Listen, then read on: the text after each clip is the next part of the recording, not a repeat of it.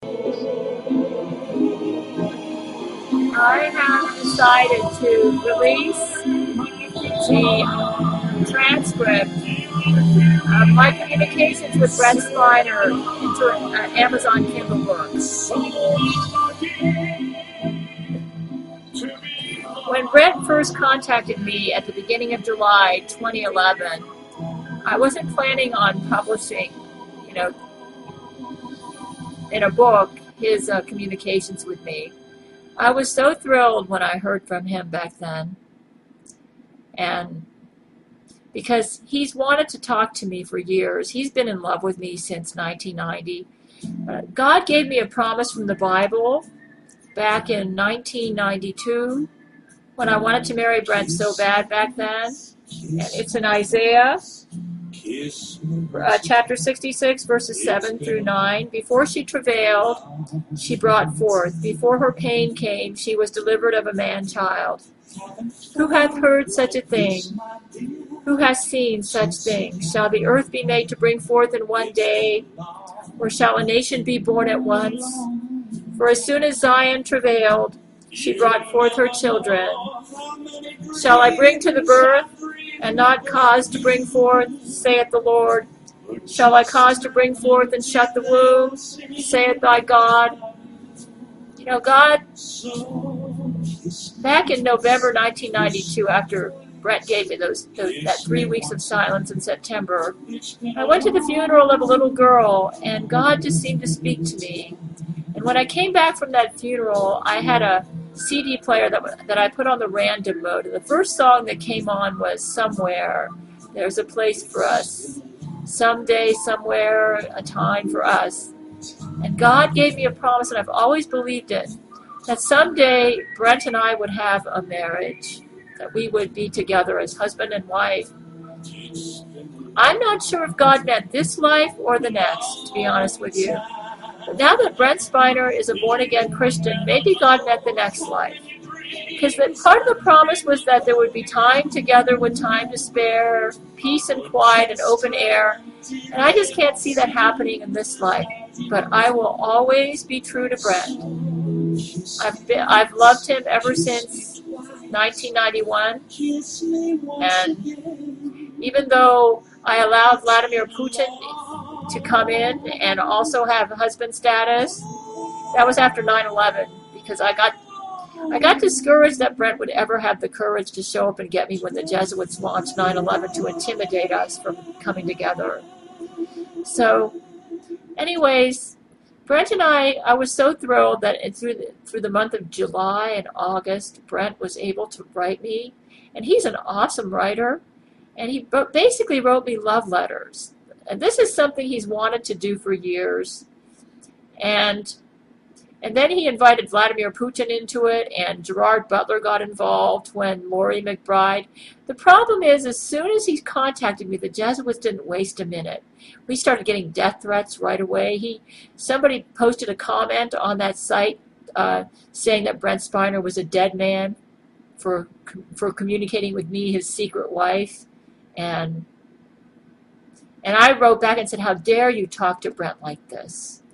And as you can see, the Jesuits have successfully sabotaged his YouTube channel. He actually created a YouTube channel for me, and he wanted to keep it private because he created it just for me, and he didn't have any friends on there except me.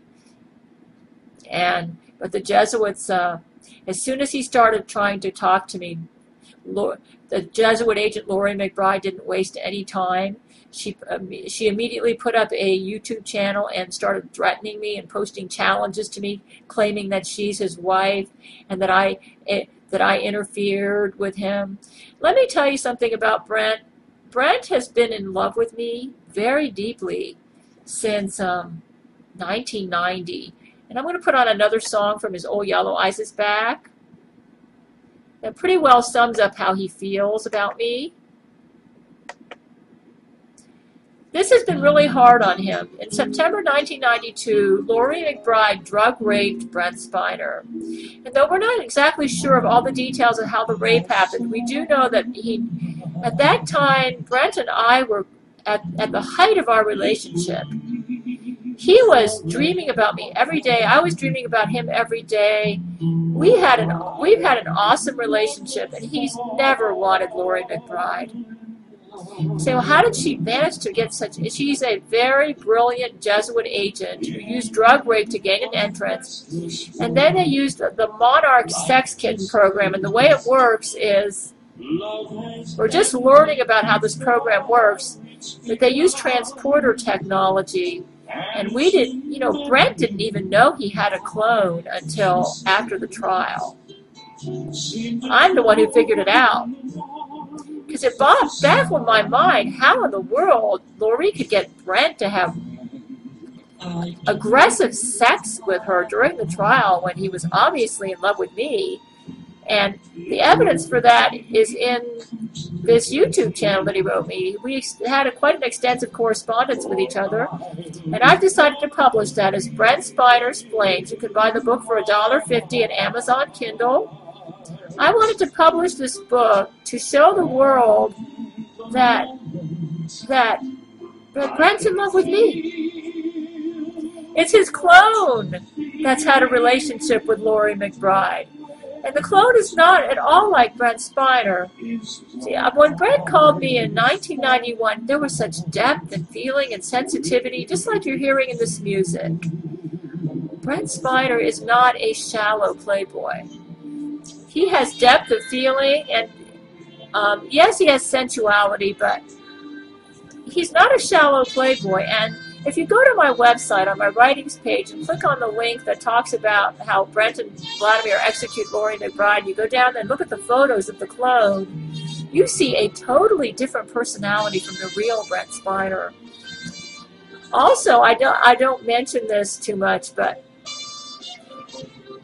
about the end of August, Brent Spiner called me on my phone, and he left he actually played music from Old Yellow Eyes' Back and let me listen to it. And he asked me to sing to him. So I sang to him on the phone, and then he even spoke to me a little bit, and I heard his voice, and I said, Brent, I thought you weren't going to talk to me. And he said he just couldn't help it. So, but it was his voice. It was a high-pitched tenor voice. It was him. Now, I know that when you go to that website, if you go to my YouTube channel and you click on the real Brent Spiner photo there, it'll say that the account was terminated due to impersonation of a real person, insinuating that it wasn't the real Brent Spiner who created that site for me, but I'm convinced it was. The problem is, Brent Spiner's clone has been keeping himself secret up until the trial. And he's been switching out with Brent Spiner using transporter technology.